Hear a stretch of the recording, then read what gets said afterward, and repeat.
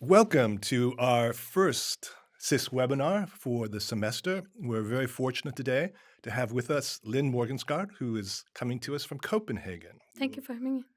Thank you for coming. It's been a very quick semester, it seems, but we've been very fortunate because we have this long-standing relationship with the university, and we've had, you probably know, Rebecca, we've had Lina Hansen, we've had very high-level exchanges. We pride ourselves in having mid and rising scholars, and in this case, we have a PhD candidate.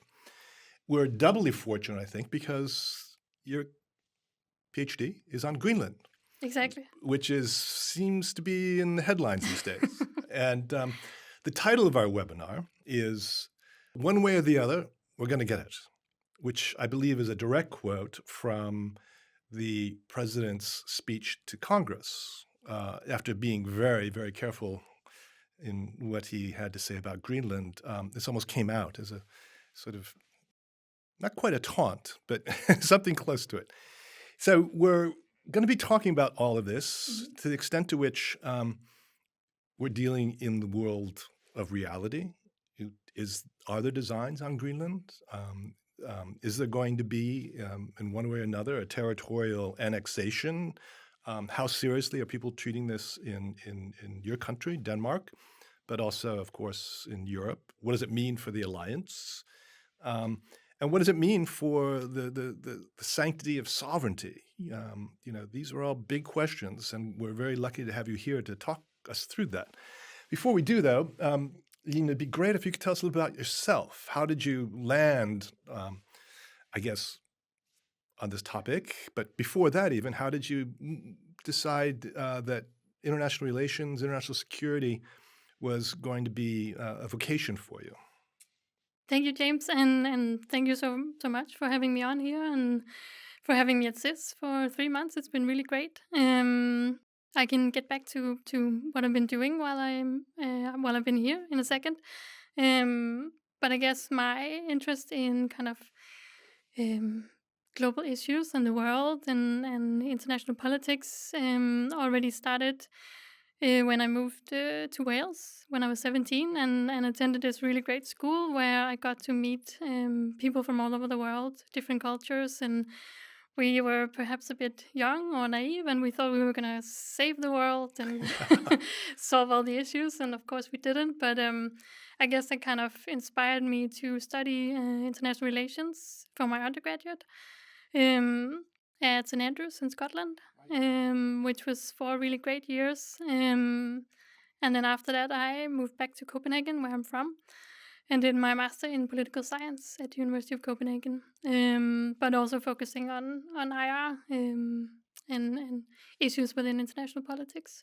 And you have this dual appointment at the political science department, but also at the Danish Institute for International Studies, correct? That's for my PhD. I'm kind of affiliated with both. So I'm employed at the Danish Institute, and then I'm part of the community at the department and part of the PhD program at the Department of Political Science. So it's fair to say you sort of straddle the academic policy worlds. Yeah. I also had before my PhD, I was a full-time research assistant at the Center for Military Studies, which is also part of the department at the university. And I was there for almost 3 years. I got to do a lot of policy reports and policy work and really got to kind of dive into Arctic defense and security issues with Christian Søby Christensen, who is also one of my supervisors now.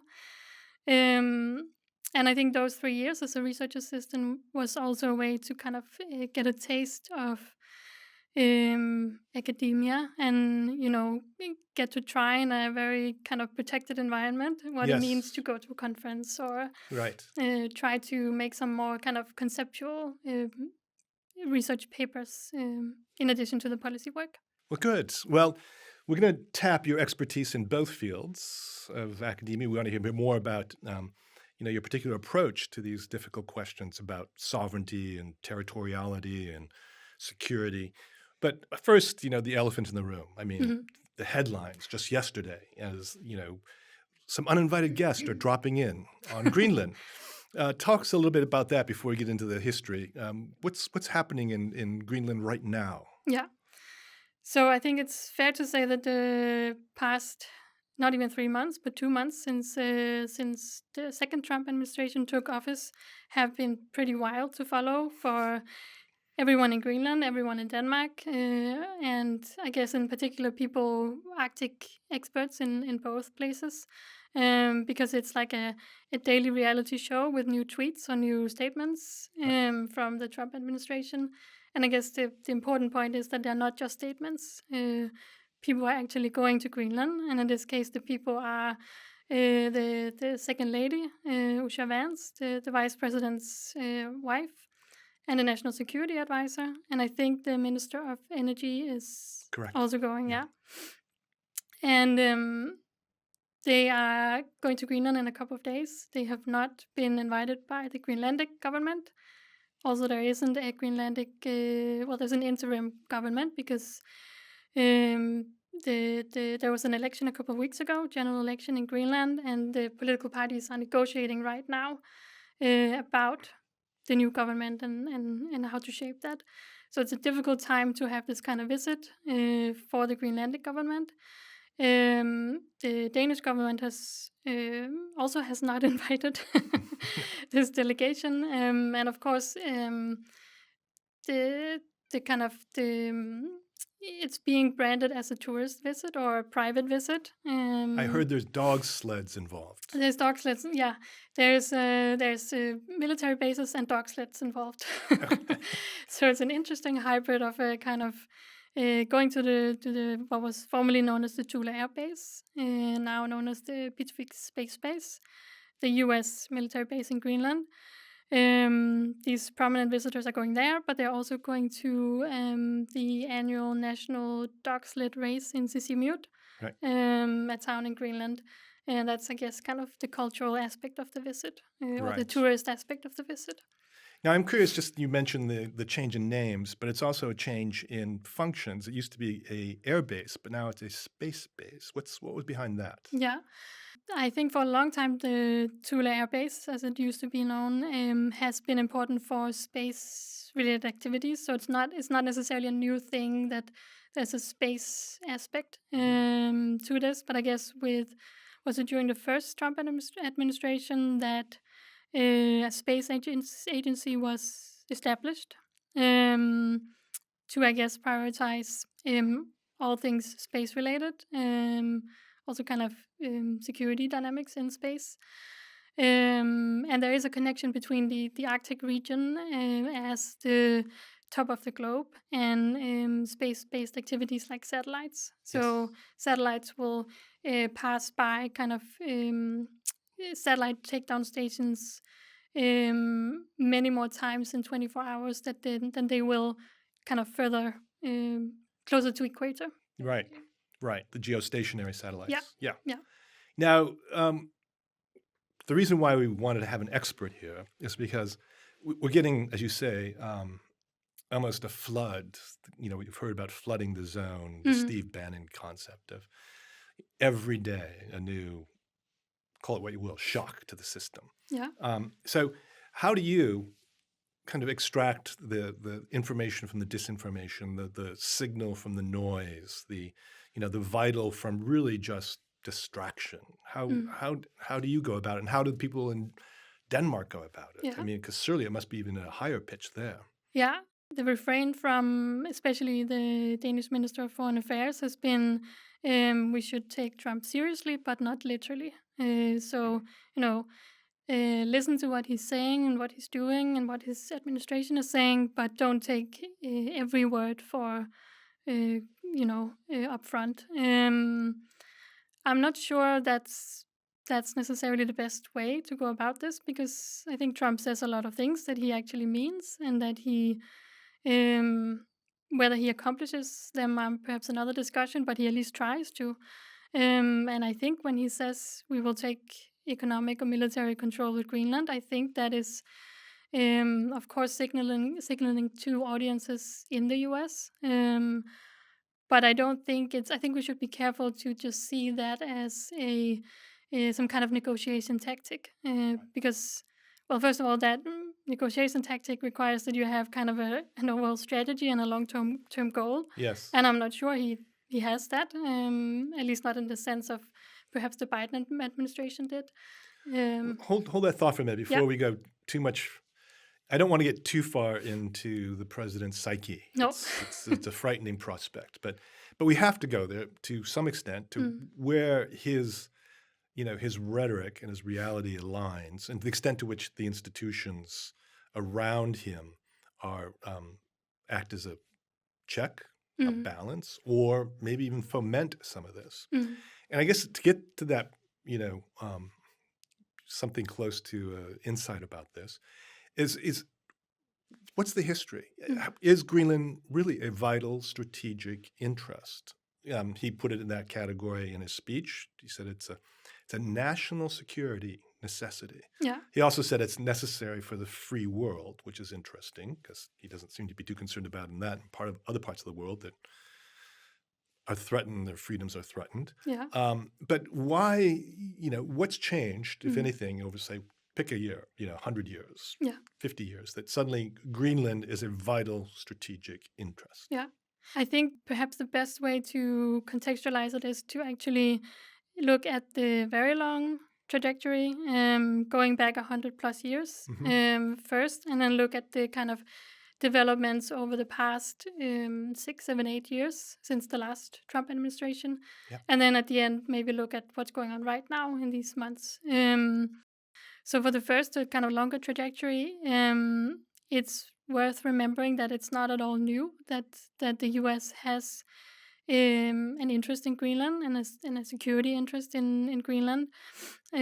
So two colleagues have written a really great chapter about this in an edited volume on Greenland and Arctic security, Mark Jacobsen and Sara Olsvig, where they kind of draw the timeline of all the different purchase offers from various U.S. administrations and presidents. And there are some signs that there might even have been talk about the U.S. trying to purchase Greenland back in 1832. I think it's difficult to document, but there was some talk about it then. If we fast forward a bit, there's talk about it in the beginning of the 20th century when the U.S. buys the U.S. Virgin Islands from Denmark. And there's a suggestion of this very complicated scheme about Denmark getting the Philippines and swapping the Philippines with Germany and then getting back a part of Germany that used to be Denmark. It's a whole kind of... We used to call that great power politics, yeah. but supposedly that's out of vogue, but suddenly it seems in fashion again. Yeah, and I think maybe just to kind of not go through the whole history, I think it's worth mentioning the 1946 purchase offer from President Truman, which was declined by Denmark, called absurd, a word that the Danish Prime Minister repeated back in 2019 with the first Trump offer. And I think there was also kind of an offhand idea to purchase Greenland from Eisenhower in 1960, which the Danish king also said no to very abruptly.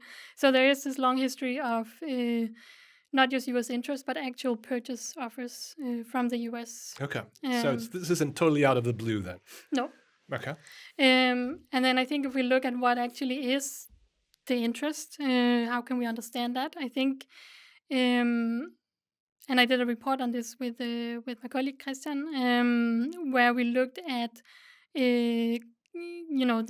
this renewed interest that kind of started around 2017, 18. You saw the national security strategy of the U.S. mentioning Russia and China as strategic competitors. And from there, it becomes very clear that the U.S. is kind of viewing global politics and its role in the world in a kind of great power competition prism, through this prism. And that then also starts to involve the Arctic. Well, it's very interesting because part of that doctrine, originally coming out of now defunct net assessment, which was Andy Marshall's shop deep in the Pentagon, was the assessment that climate change is real. Mm-hmm. There's a lot of people who claim to disbelieve and falsify it in the current administration. But in the Pentagon, they saw it as very real and having strategic consequences. Yeah. And particularly in Greenland. Yeah. Because as we know, the ice cap is melting. Yeah. And the sea lanes are opening. So walk us through that. What does that mean in terms of strategic interests? So I think maybe before that, it's worth mentioning that what I see it to be still the prime concern for the U.S. is the airspace over Greenland and the position of the Pitufik space base in relation to missile defense and to both intercontinental ballistic missiles, but also submarines and kind of the transatlantic. Part of the nuclear triad, but something new here, of course, is this idea of missile defense. Yeah. A very Reagan-esque idea that possibly space-based as well. Yeah. Involving all kinds of potential, violations of various treaties. Mm-hmm. I think it's called Golden Dome. With President Trump, everything is golden, And as the nearest equivalent would be the Iron Dome. Mm-hmm. Israel only gets iron, we get gold. And in this case, it sounds very much like, this slightly, almost literal pie in the sky idea that you can totally defend a landmass as large as the United States, not just from a rogue missile here or there, which we currently have the capacity against, say, North Korea launching, but against China, against Russia. Yeah.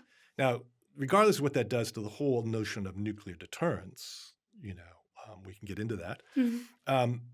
Just the technical feasibility and the exorbitant cost seems to have been lost in this debate. Nobody's, part of it is like President Trump's waving his hand over here, keeping our attention on, imperialism, colonialism, and all these other things, when we really should be looking at what does this mean for the nuclear, triad and strategic deterrence and for budget blowouts. Yeah. These were, front and center during the Reagan years, that eventually killed Star Wars. Yeah. A lot of American academics came out and said, no, it's not feasible. Yeah. But we don't seem to, people aren't seem to be debating it on that level now. It almost seems to be like accepted. But please give me your viewpoint, because I know you do climate science as well as strategic. Is that correct? Yeah. I think it's worth separating this kind of strategic dynamic, nuclear deterrence, that logic, because that is of course about the Arctic, because it's relevant because the US is geographically close to Russia in the Arctic.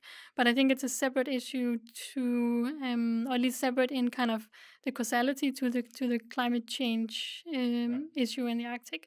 So part of my project is actually to separate out the different sub aspects, if you will, of climate change in the Arctic. We used to call that independent and dependent variables. You still talk in that language, or? I guess some people do. I'm perhaps more of a. Now I should label myself. I'm inspired by new materialism, at least, and I look at the knowledge production process on these different types of melting ice in the Arctic. So of course, there's a lot of different connections between security aspects in the Arctic and climate change. Right. But I think when you talk about climate change in an Arctic context, it's also so much more than security for the Arctic states, because it's of course, while I was here, I went to the conference of the Sydney Environment Institute about climate justice and the Pacific Island states. Yeah. And the sea level rise that they are already now experiencing comes from the Greenland ice sheet, at least part of it. So, it's, Greenland is important for a number of global issues. Most importantly, I would say climate change. But then geographically, it's also in a position in between kind of continental mainland US and back in the day, Soviet Union, and now Russia, which makes it important for the US. Yeah. So there's a lot of different things going on. I guess is my well, not only summary. that, it's important to I think, highlight the interconnectivity between, when we used to talk about independent, dependent variables, it was like this clear cut, the arrow went one direction, cause, effect. Yeah. But now we see the arrows going both directions, interdependent, interconnectivity, and it's very, I think our old concepts aren't doing justice to the state of the world now. Yeah. It's we don't have clear-cut lines of cause and effect, and that's also when you talk about knowledge production, um, front and center. How do we know this statement's true, that statement's false? What's a authoritative source?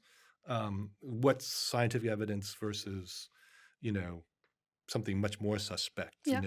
Evidence that's presented as opinion, or presented as evidence, but really is just opinion. How are you dealing with that in your own world of knowledge production and new materialism? Yeah, so I'm following, I guess, the authority on climate change in the Arctic. So I do field work with climate scientists, and I do interviews with them. So my analytical object that I follow is knowledge production on Arctic climate change. So I follow the scientists and ask them all my stupid questions, and do kind of participant observation as they research climate change in the Arctic region.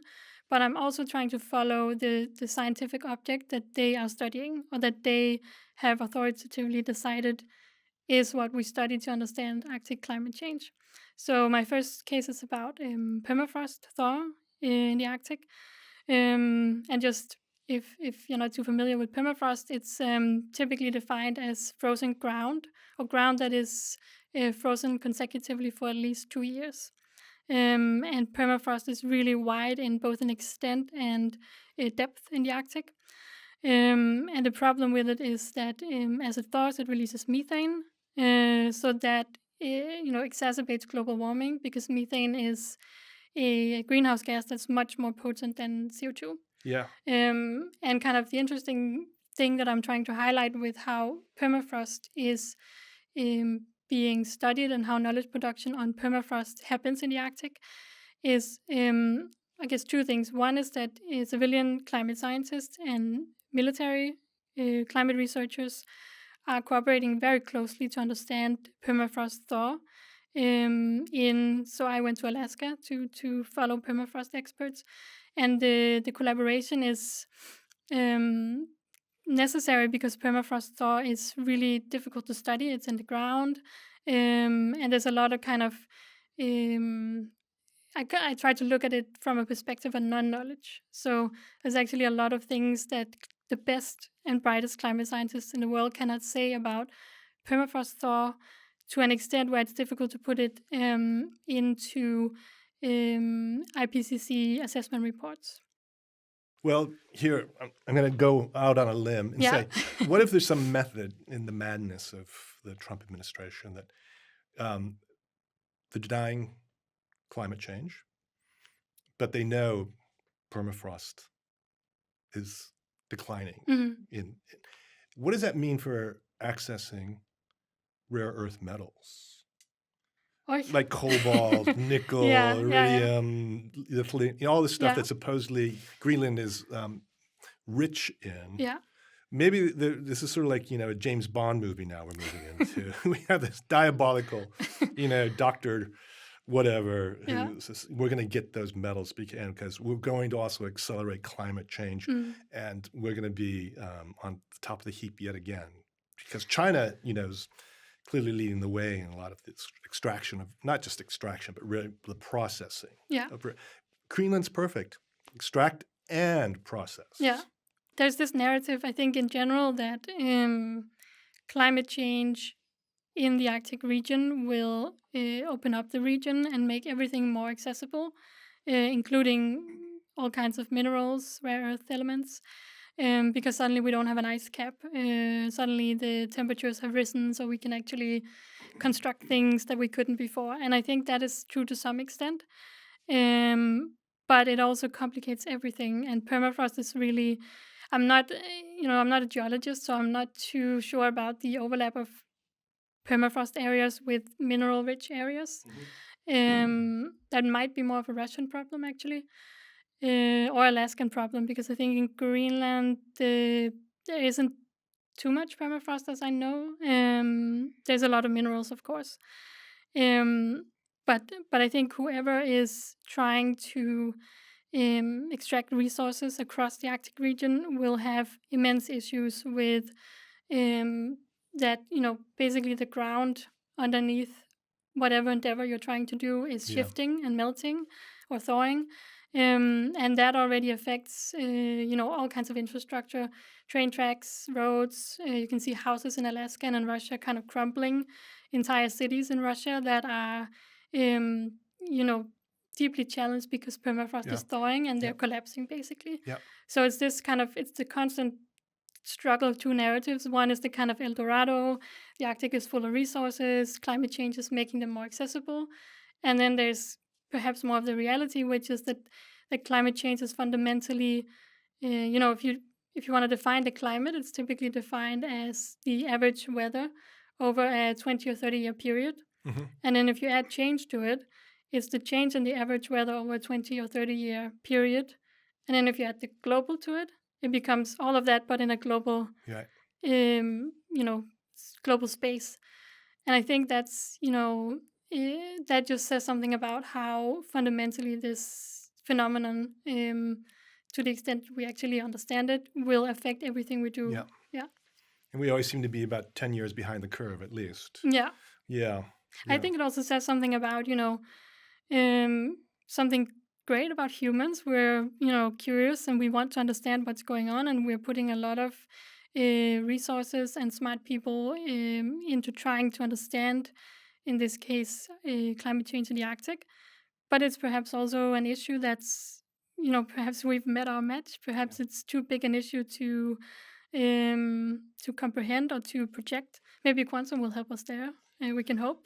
Well, it's interesting. I was going to ask about that because, first of all, you're a non-scientist looking over the shoulder of scientists, and they Yeah. don't like that sometimes. So I've had that experience, Mhm. looking over the shoulder of quantum physicists saying, well, maybe that's not ethically the right path to go. Or Mhm. maybe, something's being designed into this that will have negative social consequences. I think we need people looking over shoulders of scientists, but we do need scientists to tell us the facts Yeah. about the case. So it has to be, we have to have the fluency Yeah. to have that conversation. Yeah. And that's something we're trying to do with the quantum. Yeah. But, to deal with this a little bit more, I'm just thinking we had in this room a remote webinar with Kim Stanley Robinson, who wrote The Ministry of the Future, Yeah. which is all about climate change, dire situations in the near future that he then, goes around the world. And he comes up with a pretty optimistic appraisal that we actually have the means, we have the agency, we have the technology, but we just don't yet have the will and the resources behind it. I mean, are you more, Kim Stanley Robinson was a realistic optimist, I think is the way you put it. Where would you put yourself on this? Do you think we have the means to deal with this in the Arctic? What's it going to take? Does it have to be a global response, regional response, national? What levels do you see where do you find the solutions? I'm not a techno-optimist. Okay. I don't know if he would, categorize himself as that, but I do think, and here I think it's important to listen to climate scientists who, if anyone should be depressed, it should be them. But they're saying, doing something is better than doing nothing. I do think, everything going on at the moment is, of course, not making me more of an optimist. Climate science is being dismantled in the US right now. And it almost sometimes seems like China is the more responsible global actor if you compare to Russia and the US. Who's backing the rules-based order these days? Exactly. Yeah. Maybe it's also a low bar at the moment. Yes. Yes. But yeah, so I think, I couldn't do this project if I wasn't optimistic about and didn't have some kind of background motivation to shine a light on climate change, climate science, and why it's important. But I guess I've also been disappointed many times. I've been interested in climate change from a young age. I think I'm the first generation to learn about climate change in school, primary school. Especially global warming is something we learned about.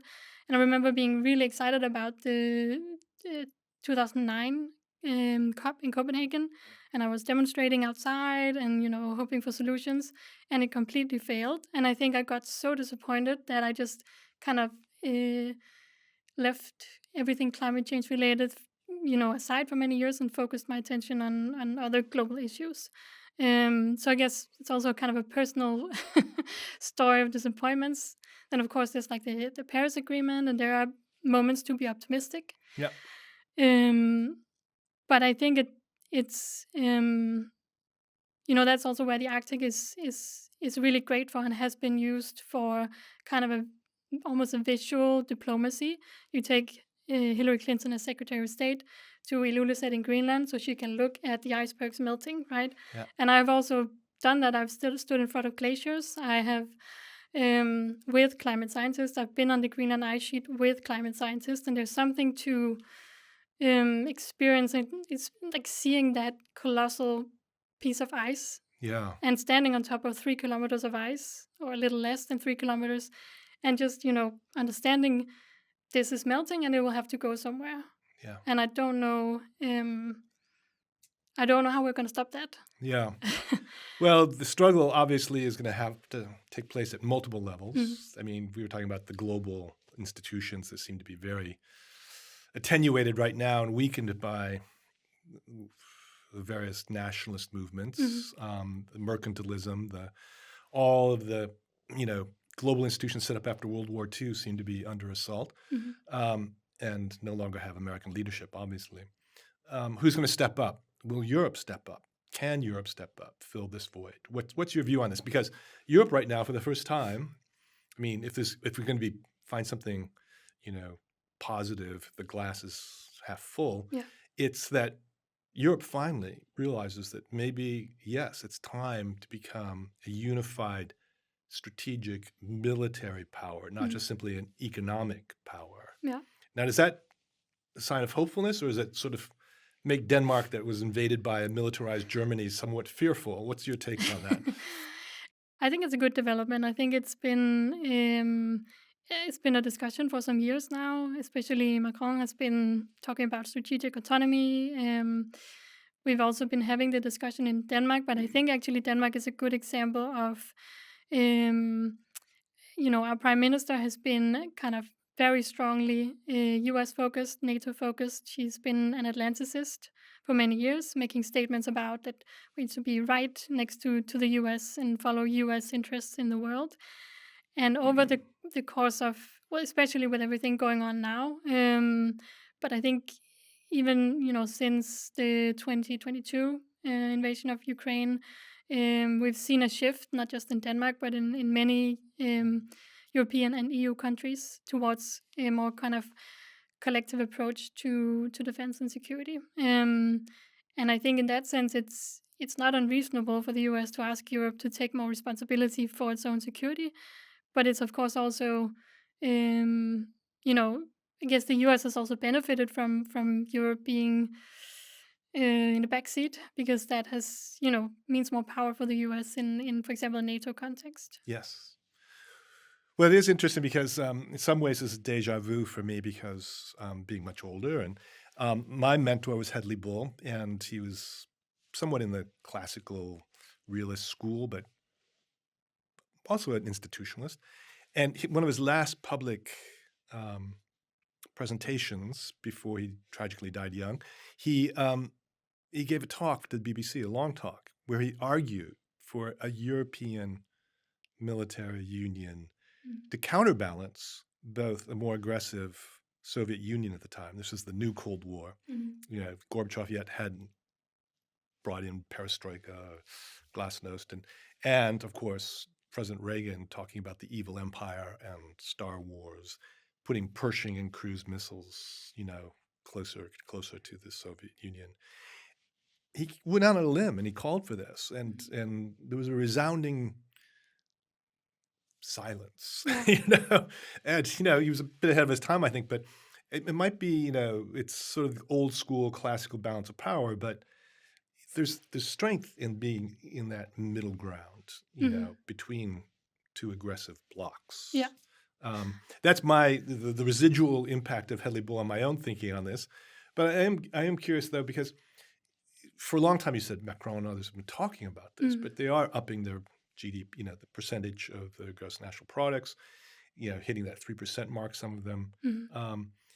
But I was a bit alarmed because when, President Trump first announced his intentions on Greenland, I remember, I think it was the Danish foreign minister, it might have even been the prime minister, saying, well, we are beefing up Greenland's defense. So I looked it up, and I think it was 2 patrol boats, some drones, and 2 dog sled teams. Now, I know those dog sled teams are ferocious, but I don't think they put the fear into the U.S. military establishment. No. I mean, it's going to take more than that. Or maybe they didn't want to provoke. I don't know. What's your thinking on this? Yeah. Maybe just to start with the dog sled teams. The dog sled. Yeah. Because they have... yeah, it's funny when you put it into this kind of global competition and everything Russia's doing and so on in the Arctic, but the reason for the dog sleds is actually that Norway laid claim to the eastern part of Greenland in the 1930s, and there was a court case about this in The Hague, and so the dog sleds became a way to show sovereignty, exercise sovereignty in this part of Greenland. So I think they've never been meant for invasion. They or put a defense. flag on top of the sled, and they really, that's interesting. It's a the Arctic has a lot of interesting ways of waving the flag. Also, icebreakers is also a way of showing the capability to go far into the Arctic Ocean and so on. That's a side story maybe.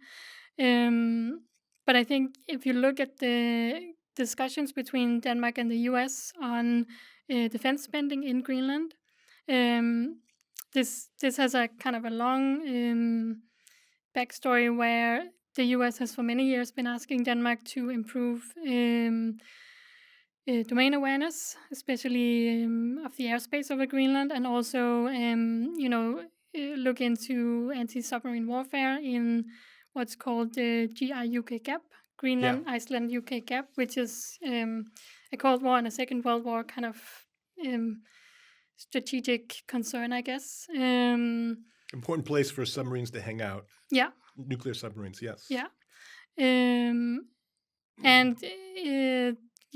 Denmark has been first kind of without Greenland and now more and more with Greenland in the room, been deciding on how to accommodate these U.S. concerns in regards to defense in Greenland.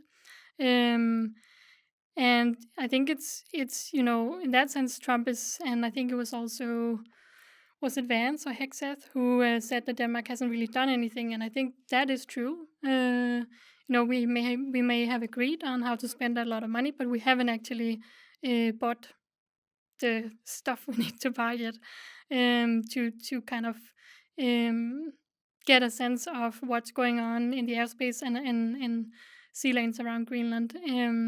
The point where it doesn't make sense, looking at Trump and everything he's doing at the moment, is that the U.S. is concerned about Greenland and Greenland's position because of Russian buildup in the Arctic, and the kind of the dynamics through the Greenlandic airspace should Russia choose to send stuff that way towards the U.S. At the same time, Trump is best friends with Putin and negotiating with him. There's many contradictions in the current U.S. policies. Yeah. Yes, and I don't think they're going to be resolved anytime soon. In fact, in some ways, it's almost ruling by contradictions, because the whole idea is I'm going to show my power by saying I can say something that's completely the opposite of what you consider to be true. Yeah, I can say something that's completely opposite what he makes policy sense. Yeah, but that's the new Machtpolitik. Whoever can say the most outlandish thing, it seems like, holds sway. Certainly, the way the executive office holds sway over a very supine, Congress is by this tactic. Yeah. Backed by a lot of money, of course. We haven't even gotten to that. But, if we really wanted to get conspiratorial, many of these rare earth metals are essential that are underneath the ice and the soil of Greenland to Silicon Valley. Yeah. if you're a new materialist, that's the material they need for the next generation of. And Musk especially needs it. Well, yeah, but you look at the inaugural photographs. The cabinet officers were in the second tier, the third tier. The front tier were all the tech pros, the multi-billionaire leaders of Silicon Valley. So without, I don't think you have to get conspiratorial. You can just see that power is aligning with these new interests. People who once, like Bezos and others, were thought to be liberals or the best libertarians are lining up. Yeah. And now to the extent to which they'll do it until they see a weakness in this regime, and certainly the contradictions are piling up, but they're also causing some major pushback in the judiciary. Very slow, but the most recent case of using a commercial network to discuss operational military plans, by the defense secretary, by the vice president, by a larger circle, just revealed through the work of Jeff Goldberg, who was mistakenly put into the loop, shows that I think these incompetence is going to lead to increasing number of these.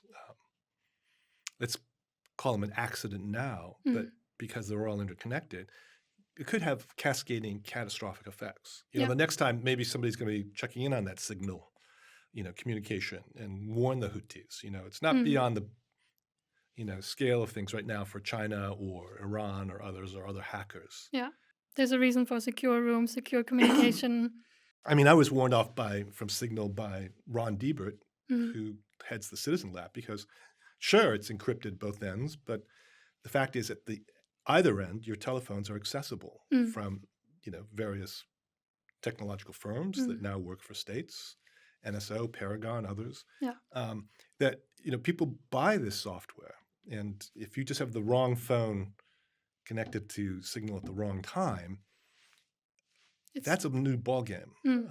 So I think it's alarming, but we don't want to end on a too alarmist note. I want you to project forward. You can take your time frame. It can be 5 years, it can be your lifetime, not mine because it's much shorter. But would you, you say you're not a techno-optimist, but what's your best case, worst case scenario when it comes to Greenland and to Europe? That's a good question and a big question. Yes. You can choose any part of it. Yeah. The worst case, maybe to start with that, for Greenland, and I don't know if we really got into the sovereignty aspect of it, because I think the worst case is not necessarily an invasion, a U.S. invasion, because I don't know what that would look like, because the U.S. is already militarily in Greenland. And also it would be the world's quickest invasion. Right, those dog sleds aren't going to protect them. No, and it's, there's U.S. presence at the Pitufik Space Base. There's U.S. presence in Kangerlussuaq, another Second World War installation. There's a U.S. consulate in Nuuk. So the U.S. is in Greenland. And unless, the plan is to invade the Greenland ice sheet, which is 80% of Greenland, and I know that the U.S. will not win that battle, then I don't know what the kind of taking control means. But I think this visit going on now is actually very clever, because it shows how well the Trump administration understands the kind of not quite sovereign, well, Greenland itself is not sovereign, but also it's not that Denmark has sovereignty in the kind of classical aspect of Greenland. And I think you can, if you listen carefully, you might hear Carl Schmitt shouting from the grave. Well, back up here, Carl Schmitt, who is the sort of head intellectual of the Nazi Party, but also a remarkable political theorist. Yeah. You can be both simultaneously. He was famous for saying, what's politics about? It's about deciding who's a friend, who's a foe, what's the exception. Yeah. The exception that allows you to step in and claim you're above the law. That was his definition of sovereignty. Yeah. Now, we are, I think, closer to a Schmittian concept of sovereignty in the minds of many people in the current U.S. administration. I think so. that doesn't necessarily say it's Nazism, but it does say there's an affinity Yeah. between that, conceptualization. But I think that's, again, where we're seeing a disconnect with reality. Sovereignty is so diffuse now. Even from the 30s, sovereignty was more clearly linked to territory, resources, control of your population. Now, when we're talking about global flows of, capital, of resources, the interdependencies of supply chains, and climate change being a global, phenomenon. Is sovereignty really the wrong concept here? Is it sort of archaic? Maybe Greenland shouldn't cling so hard to sovereignty. Is that really, or we could even broaden this out to Ukraine. I mean, obviously, when you're being invaded, you cling to sovereignty like a lifeline. Yeah. But what does it mean? Does sovereignty still have the same kind of power as it once did, as a discourse, but also as a legal category, as a means of defending yourself? Yeah, I think at least if you ask the Greenlandic population and the Greenlandic decision makers, it means a lot because they don't have it. They're described as semi-autonomous. Yeah. Right. It's an autonomous government of Greenland, but which, to put it briefly, means that Greenland has its own parliament and its own government, and has taken over a number of policy areas from Copenhagen, from Denmark. But core state functions like security, foreign security and defense policy, monetary policy, citizenships, those kinds of very core state functions are still in Copenhagen. Of course, with the kind of in practice development that Greenland has greater and greater say in security and defense decisions about the Greenlandic territory or affecting the population of Greenland. Okay. So already there you can, see a kind of interesting way to make foreign policy decisions as two different, well, actually three, because there's the Faroe Islands as well, three different nations or countries within one state. Right. But of course, if you ask the question, who defends Greenland, the easy answer is not Greenland. And I'm not saying that to be kind of provocative, but it's the world's biggest island with 56,000 people. The math just doesn't add up. So if Greenland doesn't defend, and if we assume that defending your territory is part of being a sovereign state and sovereignty, the answer is somewhere between Denmark and the US, but with a kind of important NATO component to that, because there's a defense agreement from 1951 between the US and Denmark, and which Greenland has since then become also a signatory of that defense agreement. And it basically says that the US assists Denmark in defending Greenland. Right. But this defense agreement is also, and I was actually just looking over it to prepare for this, and it says NATO in almost every article. So of the defense agreement. Right. So, someone has made sure that the bilateral, trilateral defense agreement is very clearly hooked up to NATO and the North Atlantic Treaty. And it actually says at the end of the defense agreement that it runs as long as NATO is in existence. Interesting. Well, then we could have this strange situation where Article 5 is invoked if the United States invades a NATO-backed country. Yeah. Because Article 5 says all NATO countries must come to the defense against the to preserve the territorial integrity of any signatory. So could you see Europe coming to the defense? Defending Greenland? Yes. I think that depends on where Europe stands on believing that NATO is still going to exist tomorrow. Yeah.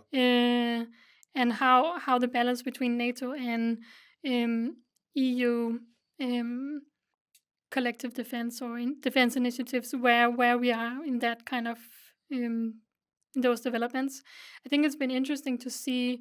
There was another, I think it's the third or the fourth indirect or direct threat from Trump in to invade Greenland.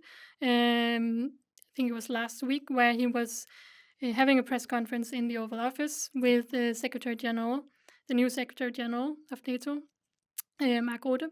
And the Secretary General kind of refused to take a stance on Trump's threats against an ally. And that lack of a clear response from the NATO Secretary General was not received very well by Danish politicians. I could not imagine Stoltenberg, the previous NATO secretary, just standing for that. No. No. And the interesting thing was a couple of days later, the president of the EU Commission, Ursula von der Leyen, did the exact opposite. She took a very strong stance with Denmark and with Greenland and saying we respect sovereignty, we respect territorial integrity. Yeah.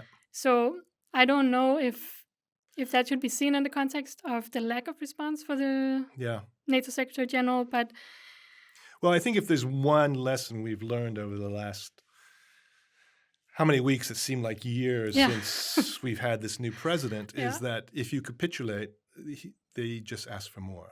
They just go for more. Yeah. You know, there has to be some red lines. There has to be some pushback. You know, the capitulation of, key principles, when it starts to bleed over into capitulation over people's, rights, people's territory, that's, for me, you would think, for many, leaders, scholars, meaning us, and others, should always be a red line. Yeah. Now, we're a nonpartisan CISS think tank, but we do uphold certain universal values, and I think those are important ones to defend. And I want to thank you very much for, I think we've covered a lot of territory. I think so too. I've learned a lot, particularly about permafrost, and I'm hoping that people who watch this now will, come to their own conclusions and make decisions that, are evidence-based. That's part of our goal with the webinars. But I also just want to take this opportunity to thank you for, coming all the way to Sydney. The Arctic is your specialty, but clearly you saw other reasons. Why did you come to Sydney? I didn't ask that question.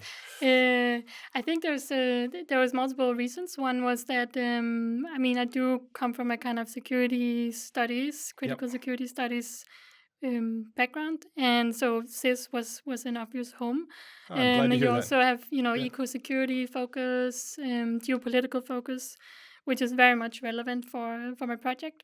And then also the broader community. There's the Sydney Environment Institute, and colleagues working on climate change from different angles. And then I think I've always wanted to see Australia, but there's always a climate guilt in my head. So I think if you go to Australia, you should go for a longer time, so you can actually see something. Good. Yeah. Good. Well, you're always welcome back. Thank you. Thank you for having me. It's been all too short. We hope to continue the relationship with Copenhagen. Yeah. I intend to go back, and we're going to be showing our documentary film there, and I hope to see you there with the whole crowd. Yeah. We cherish our relationship with Copenhagen. So thank you very much for continuing it. Thank you so much for having me. It's been a pleasure. All right.